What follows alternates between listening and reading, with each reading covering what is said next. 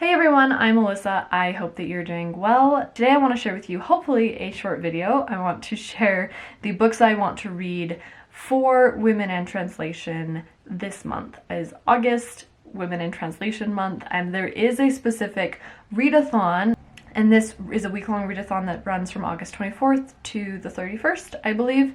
I'll link that information down below as well. I completely forgot that August was Women in Translation month until I saw Jennifer's announcement video, and then I was like, oh no, what am I gonna read? And I just looked at my bookshelves, and I happen to have, like, right now, between like books I own and some out from the library, 5 books by female authors that are translated fiction.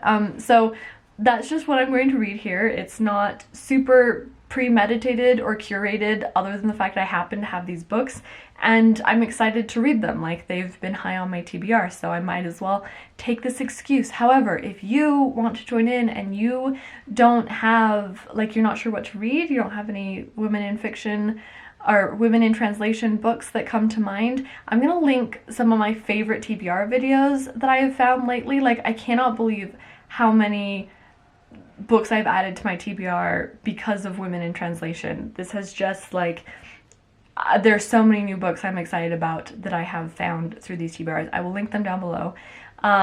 Hopefully some of these sound interesting as well. Should we get to the books now? Enough rambling. Let's start with one that has I've seen around a bit, you might have heard of as well, The Memory Police by Yoko Ogawa.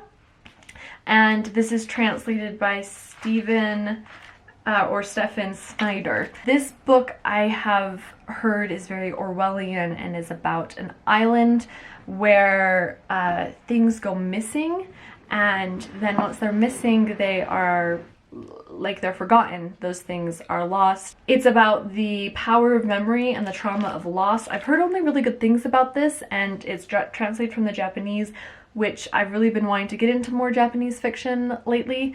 I'm not sure how closely linked it is to 1984. I've heard that you maybe should read that first, and so I'm actually hoping to finish 1984, which I haven't read yet, but is on my list of books I should have read in high school, and so that is my August pick from that list. I'm gonna read that just before I pick up this one, so maybe that will be a fun sort of companion read in that sense.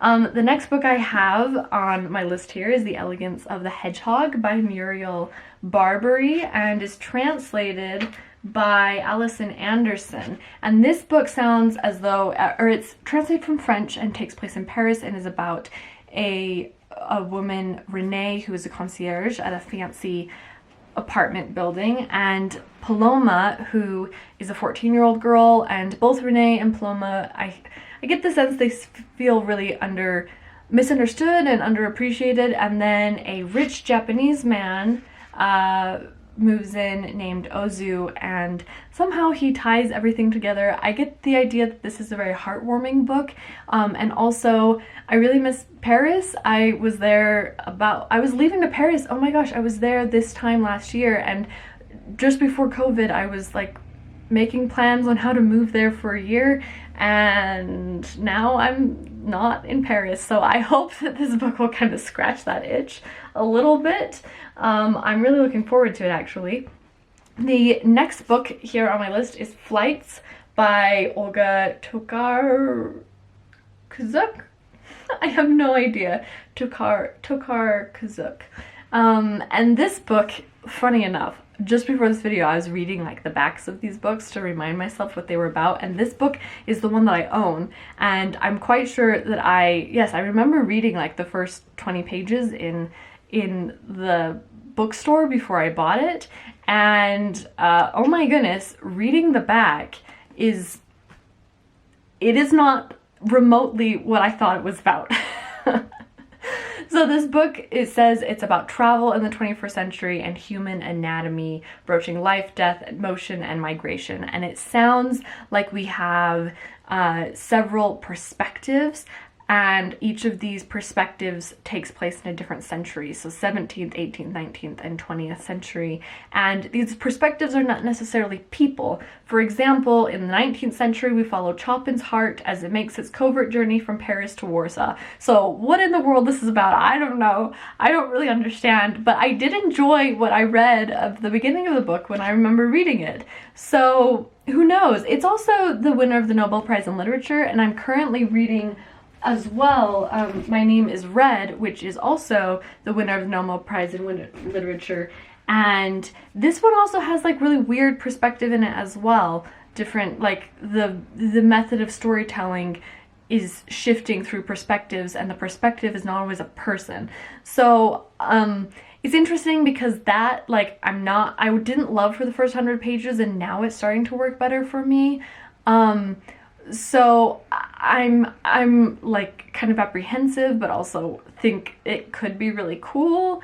That, I don't know, we'll just see. We'll see about this book. I don't think I mentioned this is translated by Jennifer Croft. This was first published in Poland, and I can't find what language it was published in. I'm assuming maybe Polish, but if not, I don't know, I'll research it and put it here. If you've read this and like share with me your thoughts, or maybe even just tell us what it's about, because I'm not sure that I understand. The next book that I have to share with you is the other book that I own, which is Half a Lifelong Romance by Eileen Chang, and is translated by Karen S. Kingsbury. This book is apparently a Chinese classic and was originally published in 1943. It takes place in Shanghai in 1930s, or begins in the 1930s, and we follow an engineer who falls in love with a colleague, and then because of dark circumstances, a lustful brother-in-law, a treacherous sister, a family secret forces the two young lovers apart. It's full of misconnections and schemes and tragic misunderstandings and societal expectations